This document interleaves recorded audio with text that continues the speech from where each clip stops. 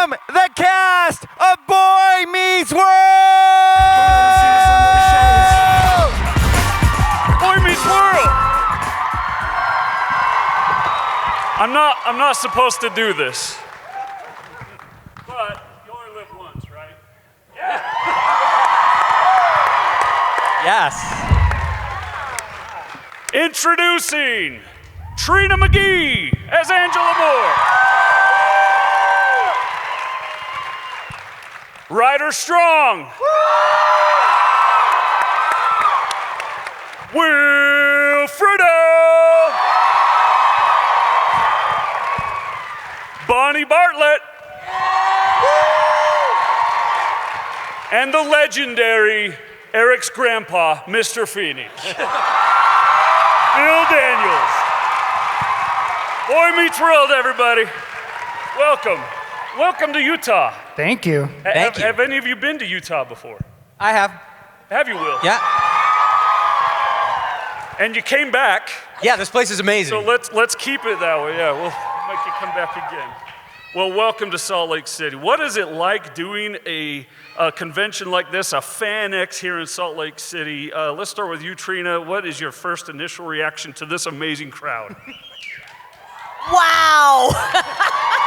Like, wow. This The is love Trina's first palatable. convention I love it. ever. First my one first- ever. Yes. Thanks to my great friend, Will, I'm able to come here, and I'm so grateful. This is great. Just great. There was some talking into how it had to be done. Huh? All right, well, it's an amazing day. I always say to my friends and family that Boy Meets World was the gospel according to Austin Horton, which is me. That's not important. But I really, truly believe that. It was such an amazing part of my life, and I know all of your lives, and clearly the panelists' lives as well, for sure. So let's get going. We'll have some fan questions here. I do want to start, though. Will, I'm going to start with you.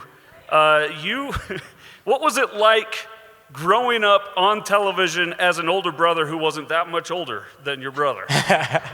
Well, the thing that was amazing is that I'm a younger brother in real life. I'm the youngest of three boys. So to be the older brother was definitely very interesting. So yeah, it was also fun because it was Eric. So it was like there were no rules. You know, 1 second you're cool with Cory, and the next second you're plays with squirrels. So. Eric definitely developed too. If you go back and watch the first season, they kind of didn't know what to do, and Will didn't know what to do yet. And then I remember there was this one episode, I think it was in the first season, where you do run-throughs when. So before they bring in the audience and the cameras, you get the scripts and you rehearse all week, and then you do run-throughs where you act everything out, start to finish, the whole episode for the producers, and then they rewrite the script or you change jokes based on that. And it was this one run-through where they had written a scene with Eric and Mr. Feeny for the first time. Yeah. And it was a scene where Will was like eating a piece of pizza and trying to talk to Mr. Feeny. And the entire room, like everybody felt the temperature change. And we all were just dying during the run-through. And it was like, this is the whole show. Like, this is gonna be, and then there was off to the, and then Eric just got crazier, and it was always like him and Mr. Feeny, and it was just so much fun. But we watched it come to life, and Will figured out, oh, this is where the funny is. Well, that's sweet. Yeah, I think that was the Feeny's niece episode. Was it? Yeah. And Carrie Russell was my first ever on-screen kiss, and our teeth bumped on, and I was mortified. As you should be. It was like 16. I was like, oh, that's it. My life's over. I'm done. So yeah, but that was a fun episode. Yeah, it was. Eric and Feeny just seemed to work. Polar opposites. Yeah, so fun. It was great. About that, Bill and Bonnie, working with such a young yet talented cast. Bill and Bonnie, you were serious actors, and then you did this little child sitcom. What was that like? I certainly hope so. Emmy Award winning. Wife and husband in real life winning Emmys on the same night, if I'm not mistaken. What did you say? You both won Emmys on the same night. Yeah. Two times. Wow. Yeah. 2 Emmys. Oh, Yeah. Oh, I yeah. love it. That old thing. Yeah, On a shelf somewhere. But that's what it was like. I mean, honestly, with all of us together, that's what it was like. We would all be introed before the show, and it would be like, let's meet the character who played Eric. He was on Nickelodeon once. And then it was like, and then there's William Daniels, who's a 19-time, and we're all like, yeah, it sounds very similar. I mean, it was so funny. They'd run through this entire thing as multi-Emmy Award winner. It's like, okay, he did a Cheerios commercial in 1987, and now William Daniels. It's like, yeah, it was a big difference when they were Little monsters. I remember the big thing for me was our executive producer. His name was Michael. His first name was Michael, and during notes, there was that time, I think it was like 4 episodes in, when Bill leaned over and went, now, Michael, and I went, I know that voice. That's Knight Rider. And I was like, that's the only thing I knew him from, and that's all I cared about. I was like, you were the car? Yeah. The car's name was Kit. I want to ask you guys a question. Where did you happen to come from in LA? I mean, why at your age were you auditioning? Or, because I know you're from Connecticut, and where are you from? Me? Yeah. I'm from Northern California, north of San Francisco. So I was just doing plays, and then the first real job I had was in Les Miserables. I was How come you were in LA? I would go down to LA with my mom for pilot season, which doesn't even exist anymore, but that's when all the actors would go and we'd all live in the same apartment complex called the Oakwoods. Will lived there. Yep. And it was rollerblade heaven.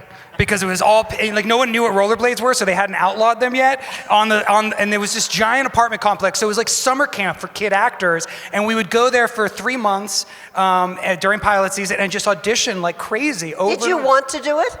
I loved it, yeah. Oh, yeah, okay. By the time I got Boy Meets World, I was already cynical because I had already been on 2 shows that had been canceled. So I remember thinking like, this is just another show, and I only had 2 lines in the pilot, so I didn't really care that much about Boy Meets World. I was like, what is this? At the time, it was called the Untitled Ben Savage Project. Yep.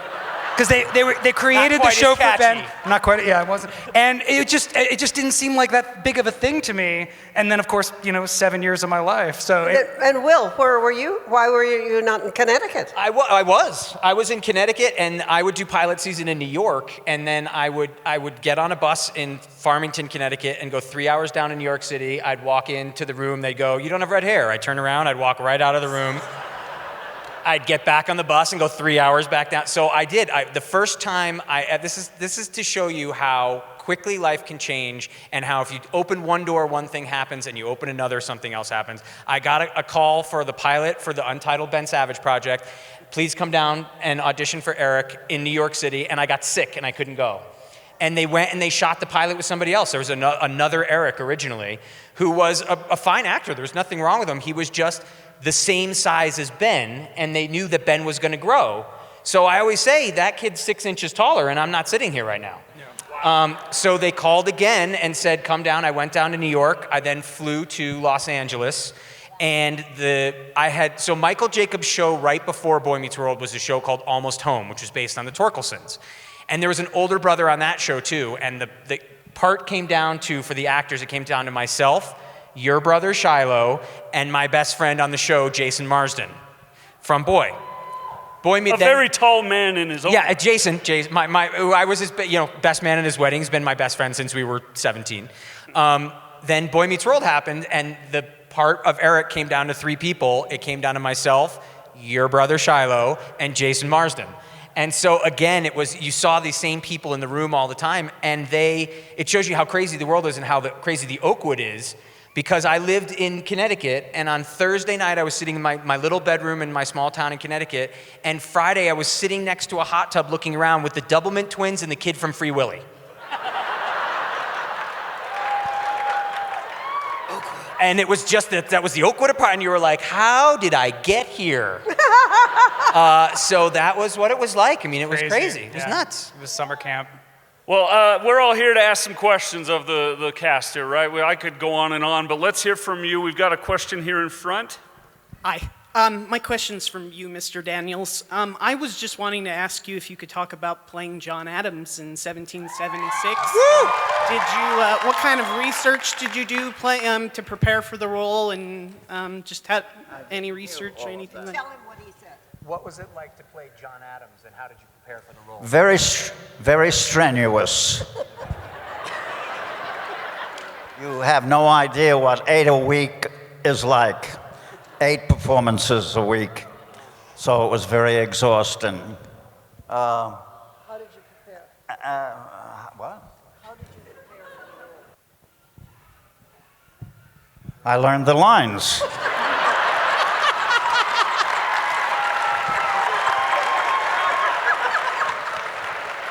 That's how I passed my driving test. I just memorized the lines.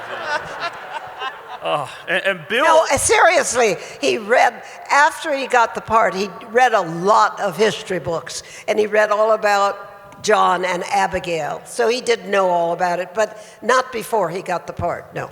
It's important to have at least a pretend passion about who you're going to be playing. Yeah, for sure. All right, your question, man.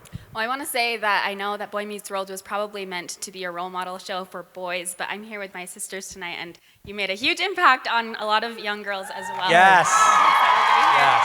Girl power. I'm going to squish in 2 questions. One, I heard that Shawn and Eric could never be in the same scene because you would always laugh. So I wanted to know if that was true. And the second one was how much of the last episode was real tears and how much of it was acting? Yeah, so it got to this point, I am really bad at holding in my laughter, and you can always tell when I'm about to break because I get like, I do like this, right? And it makes him laugh every time. So like, even though I wouldn't be the one to break, if we were ever in a scene together, he could tell I was about to, and that was it. His mouth would do this thing. It's my mouth. He would just lose it. So I would be holding it together fine.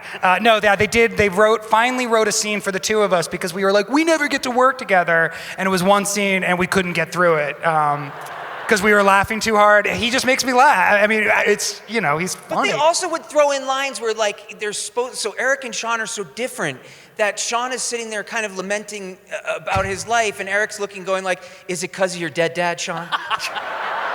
And it's just like, it's, always calling him poor, and it's just, the characters just weirdly didn't work together. It's so strange. Or maybe you're dressed as a couch. That Yes, the legendary couch. Trina, you were there for that episode. Oh, yeah, I was. Did you guys ever finish that last shot? Oh, wait, Because we've only seen the blooper shot. That's how the show ends. Oh yeah, no, we thought we'd finished the scene, but Yeah. you got to watch that because Trina had a flight to catch. And it looks like I was mad. I was like, guys, we gotta go here. She had a flight that we were like, it was getting late. Yeah. So if you watch it, Trina's not happy. I was good the first 2 bloopers, and I'm like, look. Seriously. I don't think we ever finished it. I honestly don't think, did we? either. Did we? Okay. I think we finished the scene. They just realized it was so much funnier. It was us losing it was way funnier than the actual It scene. was, yeah. But that was what it was like every week. I mean, that's the one that you guys got to see, but it really was pretty much every Thursday night that we had a tape night, that would happen. At some point, the whole show would just devolve into this guy making everybody fall It apart. wasn't just me. Mostly. It was mostly Will. Mostly For Will. And Ben was damn funny too. Ben and was funny. We would just, and there would be all these in jokes constantly, like behind the scenes stuff, and we would just lose it. And unfortunately, the audience loved that. That's why they came. They didn't come to see the show go well. They came to watch a live taping for us to screw up. And so it would just feed into this nightmare of like I keep nonstop. thinking about what is collectively, and I don't want to speak for everybody, but we usually say our favorite episode, which is the Scream, we call the Scream episode, yeah. And there was Shawn. And I just think of the in-jokes in that, and I just think of always of Ben out of nowhere just going, crazy enough to kill? And he had this little eyebrow and we couldn't get through that scene because of that one line. Like he just kept doing these weird things, and then you guys would jump on it and we'd jump on it, and by the end, the director wanted to have nothing to do with us. Yeah. Yelling at us. Yeah. That final scene is all very real. It was the last scene we were filming. I had already been accepted to college in New York, so I knew I was moving to New York just like the characters were actually moving to New York. So it was like the end of a huge chapter in all of our lives personally, as well as the lives of the characters. So that's just all real. And we only did one take. And there's actually a mistake. There's a couple mistakes. Bill goes to shake my hand before the right cue. And so they wanted to do another take, and the director just looked at us, and we were still like on the side of the stage, just bawling and like holding each other. And he was like, I can't make them do it again. So they just went with a one take, which it's pretty raw. Yeah, it's real. That was tough. That was tough. Yeah, it was very real. Good question. All right, you have a question there? Yeah, my question goes out to William Daniels. Since you played Mr. Feeny in Boy Meets World, do you see yourself as a school teacher in real life? Do you see yourself as a school teacher in real life? No, God knows. Well, too bad. You are. It's so honest. I love it. Although it is true, a lot of teachers, I know of a few that were inspired by the character Mr. Feeny to get into that profession. Absolutely. I'm sure that's pretty common. He was our teacher. He really was. Yeah. Go ahead. Before you ask a question, I'd like to point out a pretty perfect Michael J. Fox from Back to the Future Really cosplay. good. Wow. You caught that. I just want to point that out real quick. What'd you do, kid? Jump Jump ship? That's exactly what I was thinking. I beat you. Go ahead. But I have to say, when Bill was asked to do the part, he did insist for Michael Jacobs to promise him that he wouldn't make fun of teachers and he wouldn't look down on teachers because he thought that teachers were underpaid. Yep. And we're deserving of a great deal more respect and more money and everything else. And so Michael Jacobs did oblige with that request. Yeah, 'cause Bill always made Mr. Feeny a very, very strong character and very serious under the humor, but serious. Yeah, Bill was going to quit. I remember during the first episode, Bill was like, there was a problem with the script, and he was like, I'm not doing this. And Michael was like, no, I'm going to rewrite it. I'm going to make it up to you. I'm going to make sure that this character is taken seriously, and he did. And then that became the spirit of the show. Yeah, definitely. I felt the same way with Eric. I needed him to be taken seriously. Very seriously. And, throughout the process. but that was a Sneak big attacks. fight with the network because the network wanted lots of jokes and laughs and let's make fun of them. Well, if you watch a lot of the shows from around the same time, high school shows, the teachers were usually buffoons. Yeah. It was like the teachers were the ones that the kids were getting one over on, and they were making fun of them. And Boy Meets World was different in that way. It stood out. So thanks to Michael Jacobs. Yeah, That's and Bill. Mr. Feeny. Yeah, that's great. That's awesome. All right, Marty, go ahead. So my question is for Will. I was wondering, at one point of production of Kim Possible, did the writers tell you that they wanted Kim and Ron to end up together at some point? Oh, okay. Good question. What point in the production of Kim Possible did they want Kim and Ron to get together? I found out after we recorded it. No, it was... Kim Possible was the first show in Disney Channel history that got a 4th season. And it was, thank you. And it was all because of the fans. There was no internet at the time. It was all a fan write-in. There was an internet, but it was not like it is today. It was, today they were still writing letters back in 1998 or 99. But it was not an internet. But yeah, exactly. It was not an internet poll. It was the fans got together and they wrote a ton of letters, which got us a 4th season because Disney had this weird 65 and out rule where no matter how popular the show was, they would do 65 episodes and stop. So because we got a 4th season, they were kind of wondering, what are we going to do? And then they were building towards it. And so before we recorded So the Drama, which was the movie where they get together, they told us that they were gonna hook them up, which I thought was pretty cool. Yeah. You played the second coolest character on the show. The Naked Mole Rat's the best character. Nancy Cartwright, Bart Simpson as the voice of Rufus. You're kidding me. No, that's Nancy Cartwright. Yeah, absolutely. Now it was a great cast. I only see her face. Yeah, exactly. Go ahead. I just wanted to thank you guys for being like a huge part of my childhood and a lot of other people's childhoods. Oh, thank you. I just wanted to ask for Ryder, what is your dream role in any movie or TV show, besides Boy Meets World? Interesting question. I'm not acting anymore, so but when I was, I always, just something different. Honestly, a big part of Shawn and Ryder kind of started merging near the end. Like my real personality was pretty angsty and into poetry and very emotional. And they started writing to that. And so when the show ended, I really just wanted to do something different. It was just about being different. I think. So I remember always wanting to play like a psychopath, like a killer, something really weird. That's so far from you. Yeah, so, just something different. I don't know. I know that's kind of a lame answer, but any great any great just very different from me kind of role, that would have been fun. Yeah. I always saw you as going the Ethan Hawke route. Sure. I could have seen that He's with your played career. Good Psychos. Oh yeah, good played psycho. But also range. all the scripts are very, very poetic, very thought out. You know what I mean? I always saw you doing that kind of thing. Yeah. Well, Speaking of poetry, the episode where you read a poem, was that your original work? Yeah, they had written some poems into the script, and they had done that because they knew that I was really into poetry, and I was writing. I'd already done readings in LA and stuff. Used to carry a journal on the set. It was so sweet. I was that guy. And so I didn't like the poems that they had written, and I complained and I made comments, and then Michael Jacobs was like, "Well, then write your own," and I did, and then he gave me notes, and I said, "I'm not taking these notes, so you can go back to the old poems." He was like, "The old poems are crap. We have to use yours." And I was like, "Great, then you're stuck with them." Yeah. So and the one he wanted me to change is the one that I've gotten the most feedback on. Over the years, it's the one about Angela that Cory accidentally reads. And that's the one that I've gotten the most sort of fan mail response about. So I'm glad I stood up against Michael and didn't let him change it. Yeah. A staple moment. Thank you. Okay, go ahead. Thank you. First of all, I just can't believe that I'm here right now.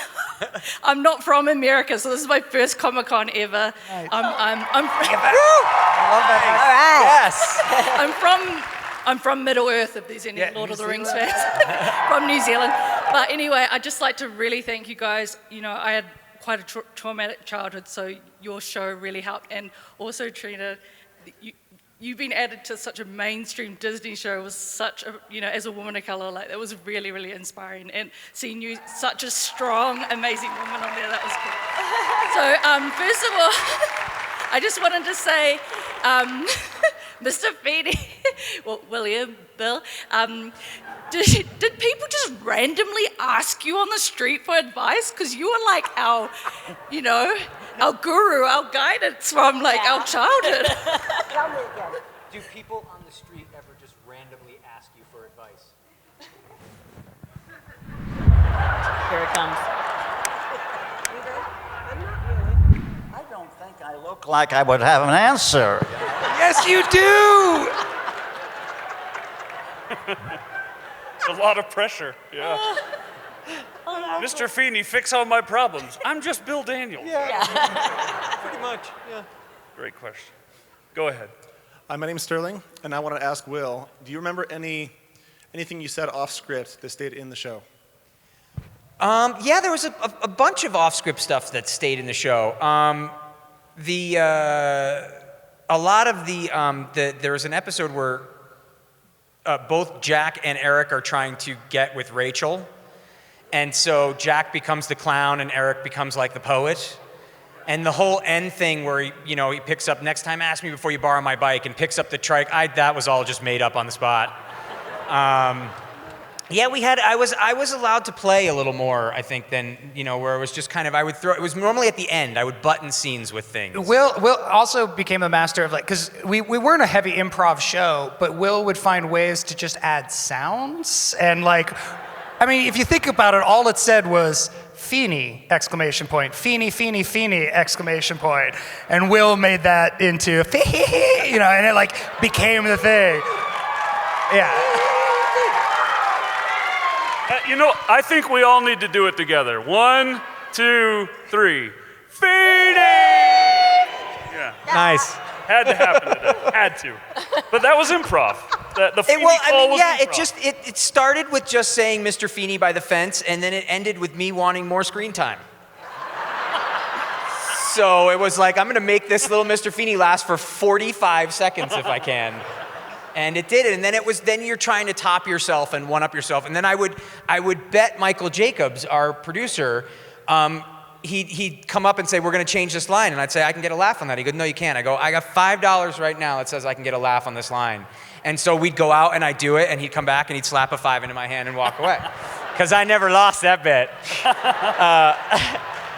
But we were very, it was a very free kind of set. We were very open, and we were allowed to play and have some fun, which I think translated. We genuinely liked each other, which mattered. I mean, I think you hear about a lot of shows where people get along, Friends and all these other shows, but they come in as adults and they work as adults. We were all kids, so we were working together, but we were growing up together. We were in school together. We had gym class together, literally had gym class because you had to have 3 hours of school a day. So, I mean, we grew up together, and there's a bond that comes with that you don't find with older casts. Bonnie, how rare is that? How extremely rare is it where the cast not only gets along on screen, but off screen as well? I think it is probably very rare. I think that's one of the reasons for the show's success, is that they all kind of came from good families and they all got along. The parents were all terrific people, and they didn't seem to be pushing or jealous or like that, that can happen among particularly children performers who have parents. Yeah, the parents need the children actors to succeed, to support the parents. But the difference, I think, between Bill's work and their work was that they were having fun. And they didn't mind making mistakes. They loved making mistakes. For Bill and me, when you made a mistake, it was like, oh, God, you just didn't want to do that. Yeah. You wanted to give a perfect performance. Yeah. That was the idea. And that's not what that kind of show is all about. So there is definitely a difference between the way they worked, but Bill never interfered with what they were doing, ever. He never scolded them. He never said, once in a while maybe he'd say something, but I would say to him, Billy, why don't you help them? Why don't you, teach them a little bit? He said, no, that's not my job. He said, they are on an equal plane with me. Wow. And it's not my job to tell them what to do at all. He never treated us like kids. No. No, you never treated us like kids. No, we were all fellow actors on a cast. It was never year 11, so I'm going to treat you differently. On an equal basis, totally. Yeah. Wow, that's rare in of itself, I'm sure. It was a great way to learn. Oh man, was it a great way to learn. Was that intimidating or was that helpful? Yes, both. Intimidatingly helpful. Bill. So, like I said earlier, we would be getting scripts. On Monday you'd get a script, and then it would be completely different on Tuesday, and then completely different on Wednesday, and they would be rewriting whole scenes, whole acts would change. But Bill would be memorized every day. He would come in, we would never see Bill holding a script, because he would show up way before call, come out of his dressing room, on set, memorized, ready to go, while the rest of us are like getting on set, eating a bagel, picking up the script for the first time and going, what'd they change? What do we have to do here? There's a very different acting style, but we knew that there was a professionalism expected of us, that we all, that was, in that way, he was very, very much Mr. Feeny. Yeah. He was very much the consummate professional that we knew was the standard that we should be living up to as much as we could. Yeah, it was also, he taught us certain things that I thought everybody was being taught, especially actors our age, that then you'd move on to another project and realize that wasn't the case. Like, you don't be late. If you've got a call, that's the time you be there. So I would go on to further things, and I would be there 15, 20 minutes early, and I'd have directors come up and go, wow, you're so professional. You're here early. Everybody's always late. And you just go, I worked with William Daniels for 7 years. And they go, gotcha. Like, you're not late. You know your marks. You know your lines. You're there to do a job. I don't care if you're 6 or you're 60. This is what you do. This is your profession. Valuable. And man, it was hugely helpful. Yeah. Great question. Okay, go ahead. Thank you.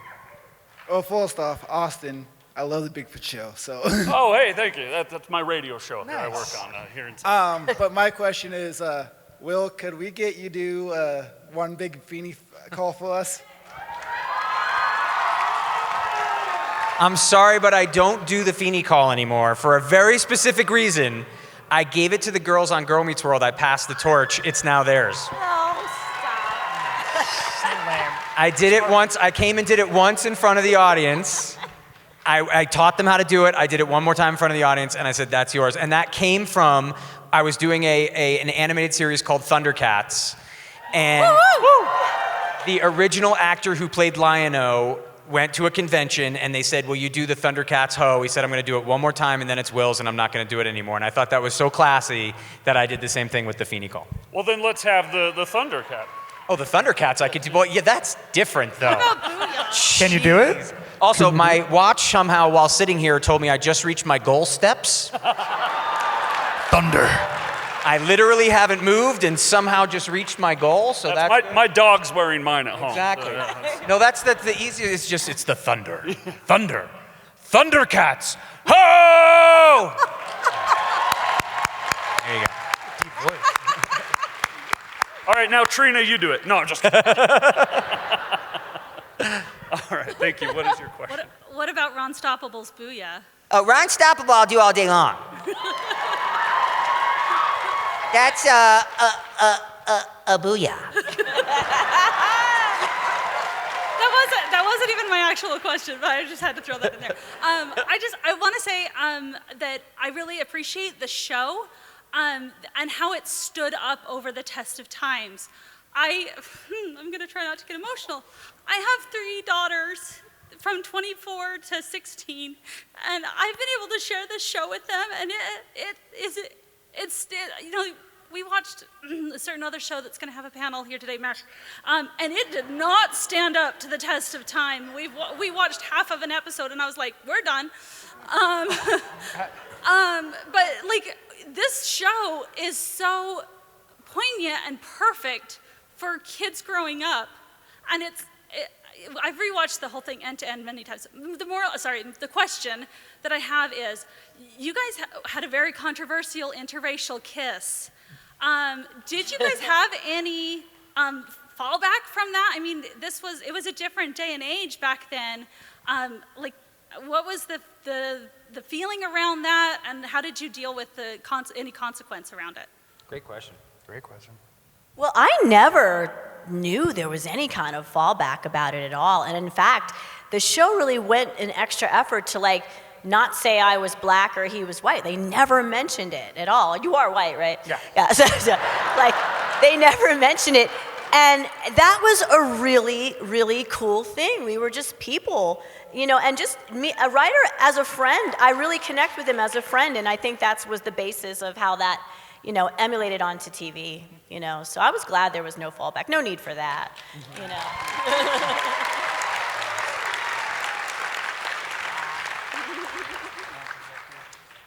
Yes, go ahead. So, people want different reboots and stuff. I saw one where people said they want a reboot of Mr. Feeny going through school as the Shawn Hunter of that time. What do you people think of that? Wow, I've never even heard that before. I haven't heard that. That's great. Wow, it's like the pre-Game of Thrones. Right. The pre-Sopranos. Yeah. Yeah. Wow. That's a great idea. Well, you'd have to show him in England. England. I'm sorry. That's an inside joke. We thought Bill was British for the first 5 years we knew him. I did too. That is not a joke. We literally thought he was British until we weren't, we were talking about how we thought you were British. He's from Boston. He has a strange accent. It's true, because I first met Bill at Northwestern. I was 18, and he was maybe 20, just out of the Army. But I was in a big class, not as big as this, but a big room and a class, and it was in a theater department.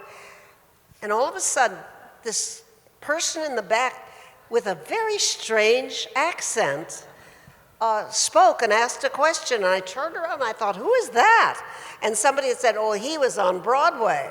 And so I thought, oh, I guess that's a theater accent. but it was just an accent that he picked up as a kid working in the theater, and it just stuck with him, and he always talks that way. It's not really any particular accent, it's just what he picked up. And it does sound Boston or British or something. It does. It does, yeah. It does. It's a proper American dialect. It's like they actually train theater actors for that version. I got in a play when I was 15 as an understudy, and I stuck in the play, and finally the guys who played the other parts were drafted. It was during the war, and I just kind of picked up the accent of the family that we were playing, and they were all from Boston, so they had a kind of an English accent, and 15 years old, I picked it up unconsciously, and I guess I've been with it ever since, I suppose. Yeah, because he's from Brooklyn. Yeah, I'm from Brooklyn. Yeah. That's awesome. It's like Winchester from MASH. That same kind of very precise accent. Yeah, really cool. Yeah, we thought he was British. All right, what is your question? So you mentioned Girl Meets World. What was it like getting back together for that? Who would like to tackle that one? I will. I'll start. No, I'm You were there for most of it, but yeah, it was really weird, very positive but very strange. Michael Jacobs was the executive producer. He brought back a lot of the same writers. The kids were being taught by the same studio teacher who had taught us. I went in because I already was moving away from acting, so I agreed to be in it if Michael let me and my brother direct. So we ended up directing a lot of the second season, and for me it was really just an opportunity to be for these kids, this sort of next generation, what a lot of the directors had been for us and for me, which was just, you know, helping them learn how to act and explore their voices and feel free and confident. It was a very different time. I mean, for us, like, to see these kids having Instagram accounts and Twitter accounts, like, you know, dealing with fame and being on a TV show in the 90s was a whole, like, we didn't have any concept of what the world thought of us. It was like you were in a bubble. Yeah. And so instead, these kids were coming into a show that already had a fan base, and they were already able to engage and have feedback with their fans. And I think that is both great in the sense that they were able to express themselves and build a relationship, but it's also incredibly intimidating. And they were great, though. I would have gone crazy at that age, with that kind of communication with the fan base. But no, all in all, it was a very positive experience. The kids were incredible, and it was like time travel. It was like you kind of got a chance to go back and be. Like, for me, it was about trying to be the adult that, there were a lot of adults that were hugely positive influences on our set, and I just wanted to be part of that, for this new generation of kids. It was really fun. Yeah. There were a lot of, not a lot of plot holes answered in Girl Meets World, but there was a handful, and I felt like I learned more about Angela from Girl Meets World than maybe any of the other characters. Were you? I know, they recapped my whole life on that one episode. And where you'd been and what had happened to you, because you kind of left the show on this huge cliffhanger. You weren't even part of the finale, the last episode. I wasn't, but they were really nice enough to give me my own exit. The show before, my father comes and takes me away, and I break Shawn's heart and everything. So, it all evened out, And plus, I don't like to cry on television, and I would have just bawled it out with them. So it was okay with me. It was what it was, All right, go ahead. All right, so I know you guys were growing up at the same time, but thanks for raising us. My question is for all of you. What was your favorite Halloween costume you've ever worn, or a show costume if you haven't done Halloween? There was a Halloween when you guys were younger. I saw a picture. It's pretty epic. It's pretty awesome. Ben was dressed up as Howard Stern or something. Oh no, Ben was Howard Stern. Will was Batman, and I was the Joker. It was our first season of Boy Meets World, so we were still like, well, you were probably 16, so you were slightly older, and you drove me to the costume shop, and we rented costumes. We were like, we're gonna do this. Like Hollywood, like the Michael Keaton We had Batman rubber. We had fake blood capsules, so we staged a whole fight where he was Batman and I was the Joker. We were bleeding. It was so fun. I don't know. That might be the best. That was like 10 years before I was actually Batman, which is really cool. Yeah, So that was awesome. That was awesome. I've been such a Batman fanatic for so long that that's all we wanted to do. And we went. You had the full Joker like. Right, because everyone always said I had a mouth like Joker already. So I just went you with were it. like the Jack Nicholson. It was pretty awesome. Yeah, that was a good costume. Yeah, that was probably it. Yeah. Coming up on our time, it looks like we have a Mr. Feeny fan here, I believe, with a question. Yeah, what's going on here? My question's actually, well, it's still for Mr. William Daniels, but my question is about what was the funniest moment on 1776? What was the funniest moment on 1776? We didn't have any.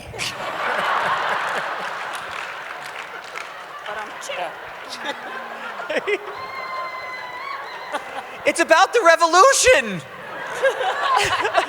Although now I want to go see like some sick YouTube version with a laugh track behind it. That would be something. All right, go ahead. What is your question? Okay. Hello.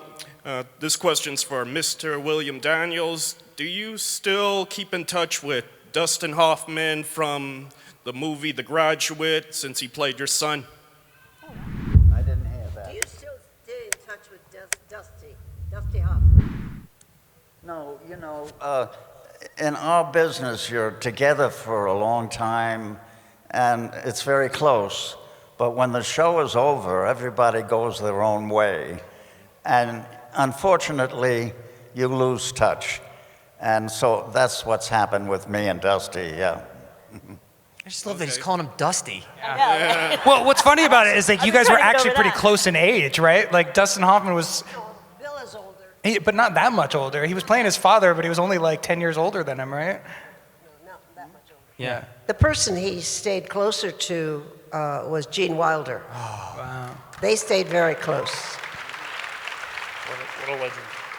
All right, I think we have time to squeeze in one last question here. Okay, my question is for Will. You filmed the movie Everything You Want. What was your favorite part of filming that? Wow, Everything You Want. So you're the one who saw that. I own it. Honestly, you're going to think I am pandering to the crowd, but it's the God's honest truth. It was the first time I've ever been to Utah, and Orem was amazing. It's the truth. It's the truth. We had an incredible crew. Everybody was so nice. I was plugged in the last minute. I came up, we shot for 2 weeks, and I had the shooting. It was a wonderful experience. So yeah, cool. Did you sleep in 1998 between Boy Meets World and My Date with the President's Daughter and everything else? Did you? Yeah, 98 was, every time I tried to sleep, the My Date with the President's Daughter theme song would go through my head. So that was tough, but no, it was a tough few years. Well, on behalf of the Grand Ballroom here at FanX, I thank each and every one of you for being a part of our lives and letting us be a part of your life today. Thank you, guys. Thanks for having Serena us. McGee, Ryder Strong, Will Friedle, Bill Daniels, and Bonnie Bartlett.